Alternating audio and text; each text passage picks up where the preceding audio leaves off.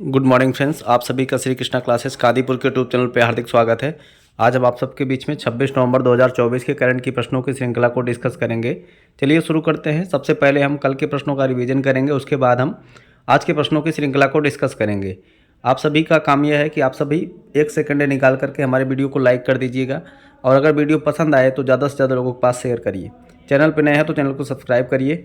चलिए शुरू करते हैं कल के प्रश्नों की श्रृंखला को। तो कल के हमारे प्रश्न थे, महिलाओं के खिलाफ हिंसा उन्मूलन के लिए अंतर्राष्ट्रीय दिवस कब मनाया गया? तो 25 नवंबर को मनाया गया। हाल ही में अंतर्राष्ट्रीय सौर गठबंधन में शामिल होने वाला 104वां पूर्ण सदस्य देश कौन सा बना? तो इसका जवाब हो जाएगा आर्मेनिया। हाल ही में सर्वश्रेष्ठ समुद्री राज्य का पुरस्कार किसे प्रदान किया गया?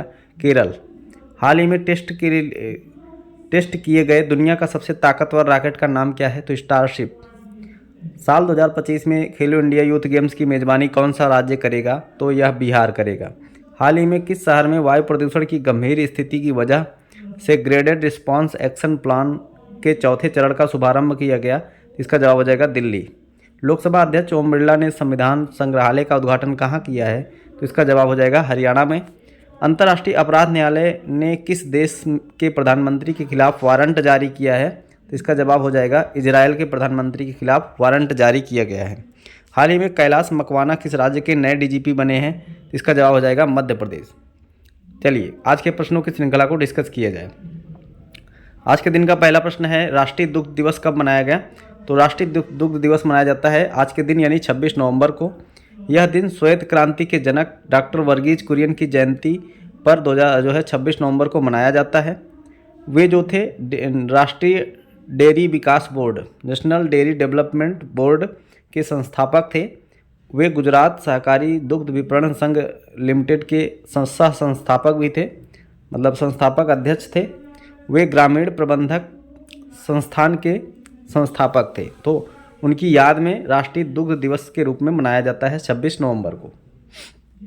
आइए नवंबर माह के जितने भी दिवस आए उनका रिवीजन कर लिया जाए। 1 नवंबर को वर्ल्ड वीगन डे, 3 नवंबर को विश्व जेलीफिश दिवस, 3 नवंबर को अंतर्राष्ट्रीय बायोस्फीयर रिजर्व दिवस, 4 नवंबर को राष्ट्रीय कैंडी दिवस, 5 नवंबर को विश्व सुनामी जागरूकता दिवस, 7 नवंबर को राष्ट्रीय कैंसर जागरूकता दिवस, 8 नवंबर को विश्व रेडियोग्राफी दिवस, 9 नवंबर को राष्ट्रीय विधिक सेवा दिवस, 10 नवंबर को शांति और विकास के लिए विश्व विज्ञान दिवस, 10 नवंबर को विश्व सार्वजनिक परिवहन दिवस और विश्व टीकाकरण दिवस, 11 नवंबर को राष्ट्रीय शिक्षा दिवस, 12 नवंबर को लोक सेवा प्रसारण दिवस और विश्व निमोनिया दिवस, 13 नवंबर को विश्व दयालुता दिवस, 14 नवंबर को विश्व मधुमेह दिवस, 15 नवंबर को जनजाति गौरव दिवस।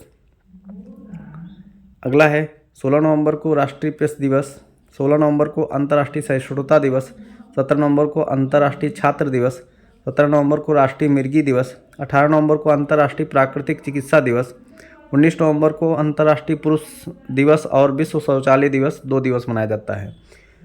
20 नवंबर को विश्व बाल दिवस, 21 नवंबर को विश्व टेलीविज़न दिवस और विश्व मत्स्य दिवस और 25 नवंबर को महिलाओं के खिलाफ हिंसा उन्मूलन के लिए अंतर्राष्ट्रीय दिवस मनाया गया। आइए अगला प्रश्न देखते हैं। अगला प्रश्न है, हाल ही में डेविस कप 2024 किसने जीता?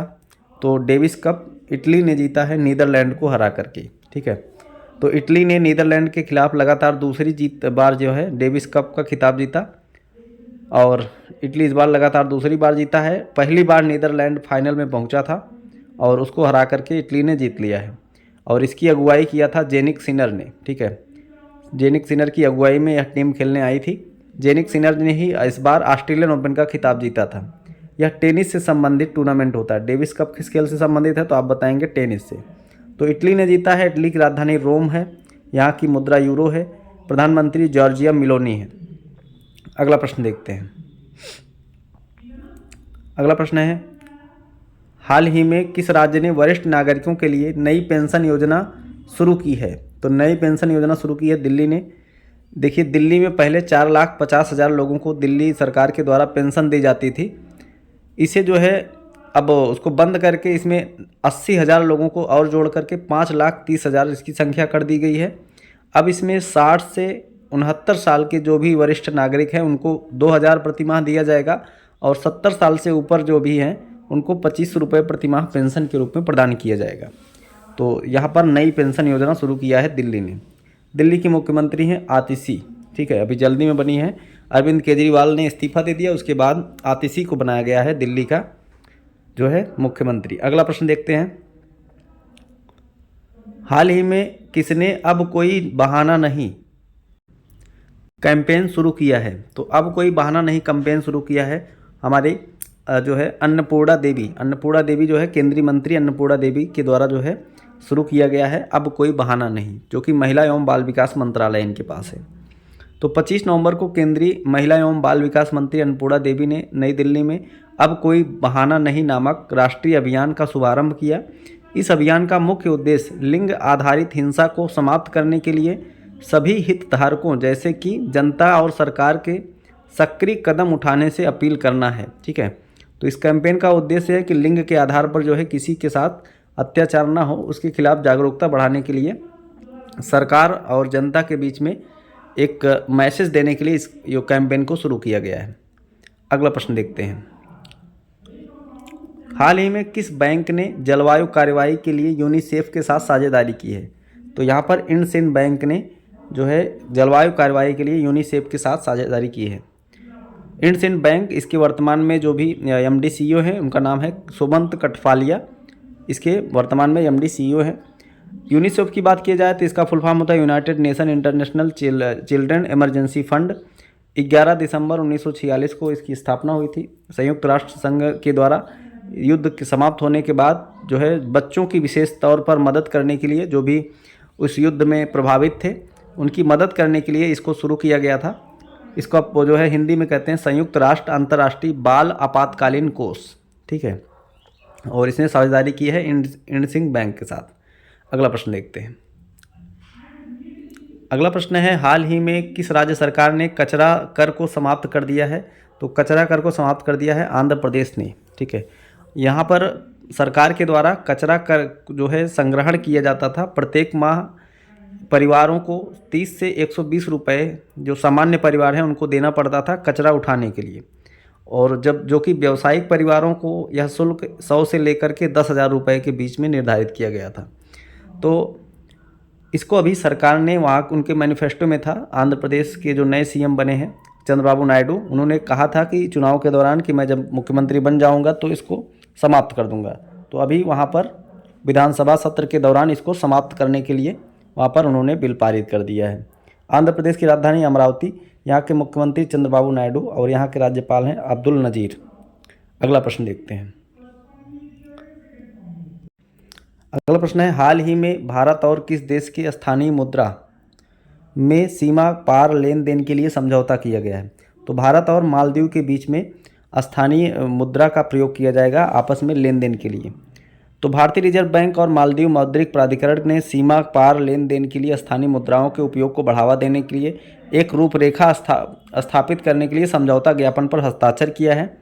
भारत जो चाहता है कि भारत रुपये का अंतर्राष्ट्रीयकरण करने के लिए अमेरिकी डॉलर पर निर्भरता को कम करने के प्रयासों के तहत स्थानीय मुद्रा का उपयोग को बढ़ावा दे रहा है। तो मतलब जो अमेरिकी डॉलर में जो है लेन देन होता है उसका जो है उपयोग कम करके रुपए में लेन देन हो, इसके लिए भारत जो है यही इसका सोच है कि भारत की मुद्रा में जो लेन देन है वो रुपए में हो।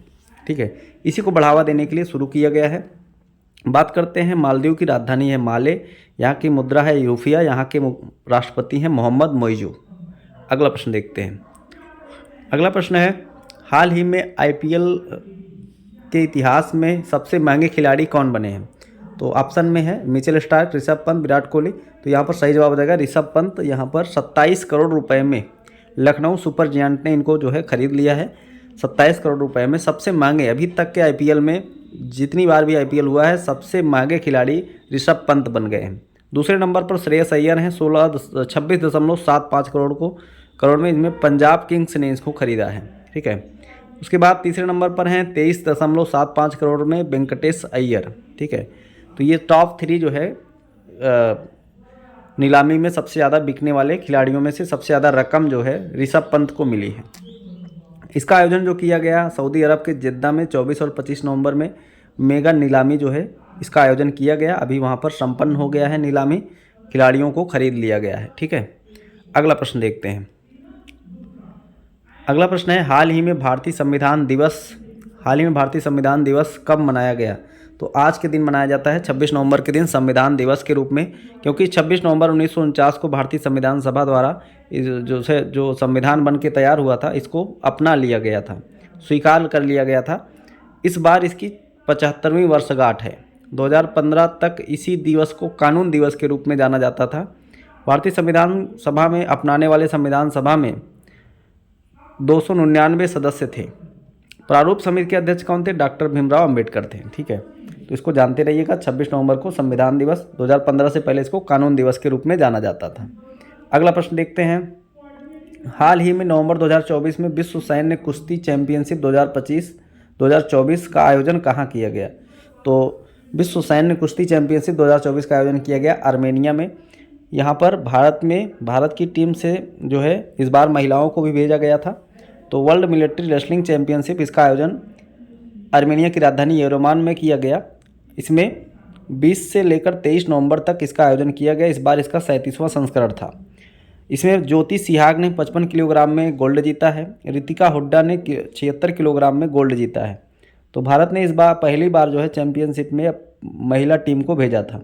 तो यश जयदीप ने 74 किलोग्राम कैटेगरी में गोल्ड जीता है। तो गोल्ड जो जीते हैं उनका नाम यहाँ पर मेंशन कर दिया गया है, इनको आप लोग ध्यान में रखिए। तो यश जयदीप, ज्योति सिहाग और रितिका हुड्डा, इन तीनों का नाम। आयोजन कहाँ किया गया? येरेवान, आर्मेनिया की राजधानी में। अगला प्रश्न देखते हैं।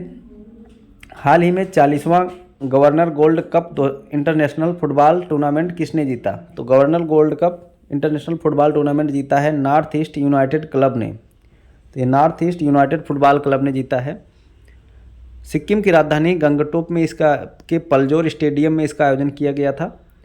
इसमें गंगटोक हिमालयन फुटबॉल क्लब जो है यह उपविजेता रहा है।